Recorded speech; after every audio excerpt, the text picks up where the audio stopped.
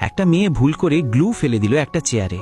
সঙ্গে সঙ্গে পুরো ক্লাস চুপ হয়ে গেল, কারণ ওই চেয়ারটা ছিল স্কুলের সবচেয়ে ভয়ঙ্কর ছেলের। কিছুক্ষণ পর ছেলেটা ক্লাসে ঢুকলো এবং কিছু না বুঝেই সরাসরি সেই চেয়ারটাতে বসে পড়ল। মেয়েটা সব বলতে চাইলেও ছেলেটা শক্ত আর রাগী মুখ দেখে তার সাহসী চলে গেল। পুরো ক্লাস জুড়ে সে ভয়ে আর দুশ্চিন্তায় কাঁপছিল। বেল বাজতেই সে ভাবল এবার সত্যিটা বলে দেবে, কিন্তু ঠিক তখনই টিচার ছেলেটাকে প্রিন্সিপালের অফিসে ডাকলেন। ছেলেটা দাঁড়াতেই সবাই হতবাক, কারণ সে চেয়ারের সঙ্গে আটকে গেছে। সে অনেক চেষ্টা করেও নিজেকে ছাড়াতে পারল না। শেষে টেবিল চেয়ার ধরে জোরে টান দিতেই ফাট করে তার প্যান্ট ছিঁড়ে গেল এবং লজ্জার অংশ চেয়ারেই লেগে রইল। এত অপমানের পর সে ভাবল হয়তো এখন স্কুলই বদলাতে হবে। পরদিন তাকে চাড্ডি পরে স্কুলে আসতে হলো। এই ভাবনা যতই মাথায় আসছিল তার রাগ তত বাড়ছিল। রাগে সে একটা পেন্সিলও ভেঙে ফেলল। এটা দেখে মেয়েটা ভয়ে নিজের গলা চেপে ধরল।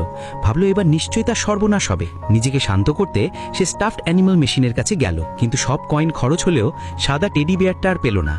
রাগে সে মেশিনটাকে লাথি মারল। ঠিক তখনই পেছন থেকে একটা কণ্ঠস্বর এলো, ওই একই ভয়ঙ্কর ছেলে। সে কিছু না বলে মেশিনটা ঠিক করে দিল এবং শুধু বলল, আবার লাথি দিও না। তারপর নিজের বাইকে উঠে চলে গেল। কিন্তু যাওয়ার আগে সে মেয়েটার জন্য সাদা টেডি বিয়ারটা রেখে গিয়েছিল। তখনই মেয়েটা বুঝতে পারল সে দেখতে যতটা